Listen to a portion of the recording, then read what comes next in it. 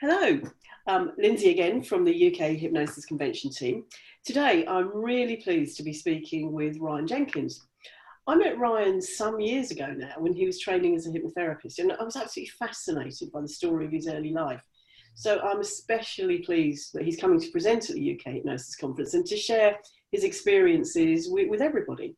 Ryan's presentation is entitled Tumbuna Stories. Welcome, Ryan. Can you tell us something about yourself and your presentation? Hi. So yeah, it's wonderful to see you again, Lindsay, and really excited to be able to share and to bring this particular presentation to the convention. So I'm a hypnotherapist, a change worker based in Barcelona, Spain, and I've been here for going on 10 years now. Wow, that long. Yeah, it's been a while. And it's been a while for me in one place because I've moved around quite a lot. My parents were diplomats and my mom was a doctor and anthropologist.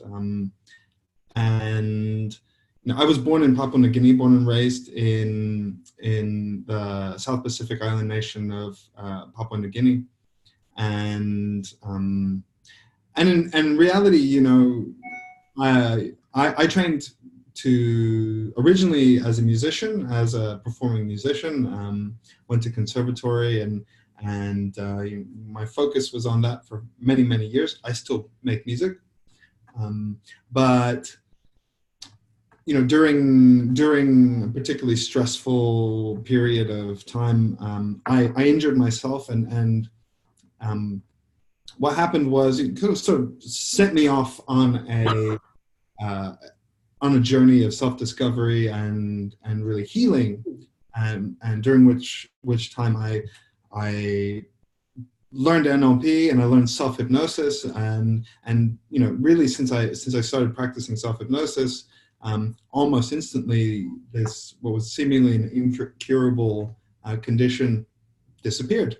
Yeah. As these things tend to do,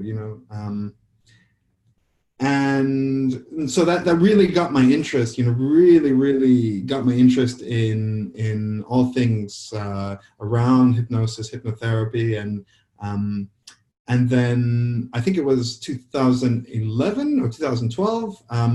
I seriously started looking for a school that was comprehensive and that had a full wide available a sort of variety of techniques, but was quite sort of evidence-based, and then I found Adam, and so there was something in me that said, go for it, and that's when we met. Yeah.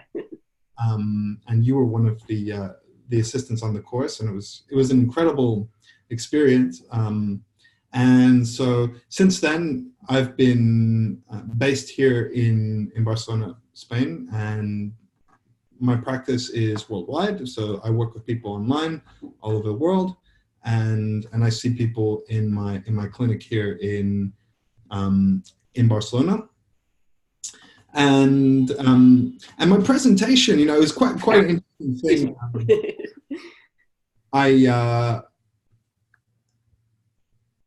I was, having a conversation with Jorgen Rasmussen. We were chatting as we sometimes do, and during our conversation, I started speaking to him about my experiences, and this was about a year and a half ago. I started speaking about my experiences growing up in Papua New Guinea, and so he really, his eyes lit up and he said, look, there's something really important there for you to discover and expound on. And so what happened was I was seated in my lounge watching a documentary. My mother, who was a medical anthropologist, in 1981 discovered a lost tribe. And so she discovered a indigenous lost tribe and I put discover, in between quotation marks because they were there. They were there, yeah. And you found them. some people knew kind of their existence, but they hadn't been contacted sort of officially, and they were very, very deep in the jungle. It's about two weeks walk through deep jungle. Oh, goodness. And so she was part of this first team that went out and discovered them, and she basically came upon anthropologist's dream. Okay. Yeah. And so she began this relationship with this tribe called the Hagahai, which literally means you people. Oh, really? It's it's a name that somebody else gave them. And essentially, this tribe had been in the jungle for thousands of years and living in the Stone Age. And so I was seated in my living room watching a documentary, one of several documentaries that were made. And my mother was talking to this person, and I was sitting with a friend of mine who's an amazing hypnotherapist and very, very much trained in Ericksonian methods. Excuse me. And so as we're watching this documentary, it really dawns on me and him that, what she's talking about specifically around certain things or around Tumbuna Stories, which I'll speak about in a moment, are fundamentally hypnotic in nature, are fundamentally tied into the kind of structures and the kind of ways of interacting with people and in healing that we do as clinical hypnotherapists. And what happened was almost instantly, I kind of got a flood of memories and a flood of recollections and very, very powerful impulse to sit down and go through this and speak with my brother further about this, because he also, my older brother, grew up there and had also had a lot of firsthand experiences.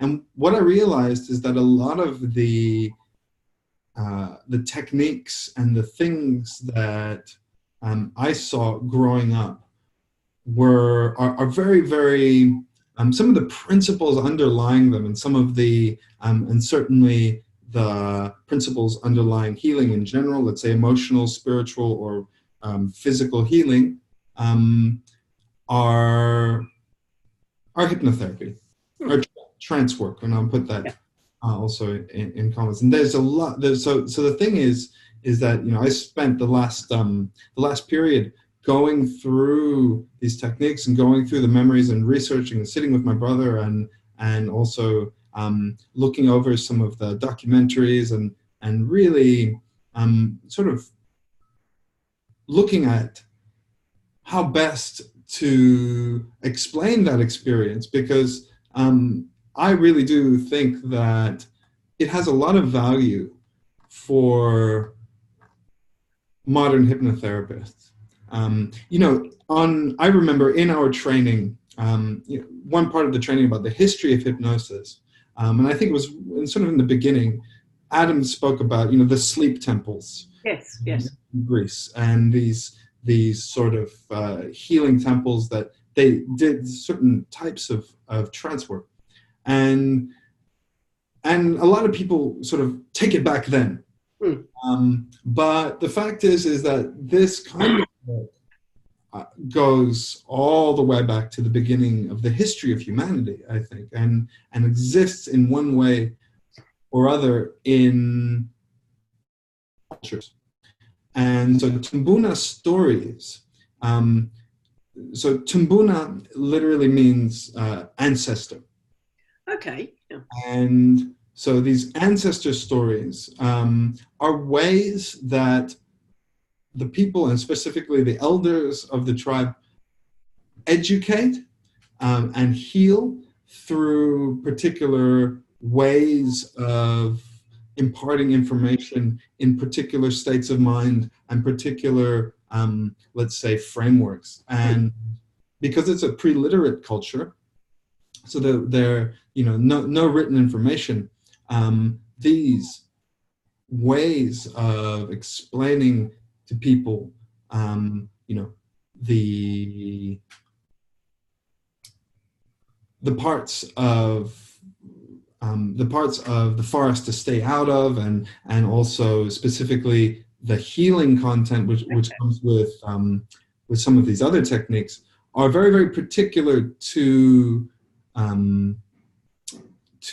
Papua New Guinea. So it's all over Papua New Guinea, but this particular tribe had very, very special ways of using it, and I got to witness this stuff firsthand. So one of the things that I'd like to bring to this conference, and I'd love for people to engage with, is the underlying principles behind this, and the underlying ideas that, belief and expectancy, these things that we learn sort of early on, play a foundational part in healing, in what we might say, if not.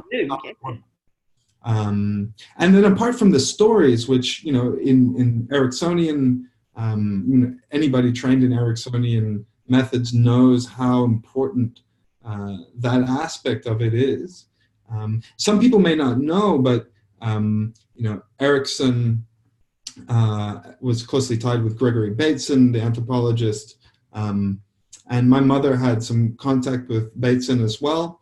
And Bateson studied Papua New Guinea in order to sort of bring the whole idea of stories and the cultural anthropology. So there's a real clear line between Erickson and this kind of trance work. So there's something very, very important there as well. And it's really, really important to state that there were not only these techniques of storytelling. There were other very interesting diagnostical techniques, and also some very interesting ways that they use trance. So what I'd like to do in the presentation is, apart from speak about the history and the context and some of the the interesting history of my experiences there, my family's experiences there, also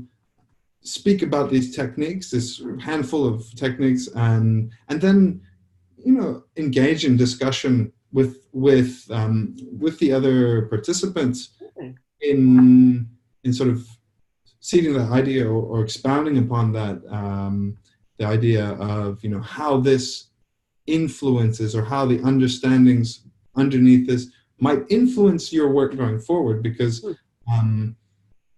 I personally think it's a very, very important piece. It absolutely sounds fascinating. It really does. And a really unique experience that you can bring as well, can't you? Absolutely, yeah. I mean, I'm very fortunate that that I got to experience living there as a child. So, I'm looking to bring some clips and some parts from National Geographic documentary that was made, and you'll see me running around in the dirt. And I'm looking forward to that. And as well as speak a little bit about my mother's work with them and how she built rapport in order for them to speak about these practices, which were very secret and very very particular to this tribe. Well, I think we can definitely say this is going to be a pretty unique presentation, isn't it? It really is. Yeah, I'm really, really looking forward to it, and I'm also looking forward to getting questions from people and expanding a bit more on that. Yeah, fantastic. Thank you so much, Ryan. Your presentation is on the Friday, which is the 8th of November, the first day, and your slot is in the Windsor Room. It's all named after places in the UK, at 13:45 to 14:45. Excellent. Thank you so much, Ryan. And really looking forward to the presentation, and particularly looking forward to seeing you after all these years. So, Yeah. thank you. Very welcome.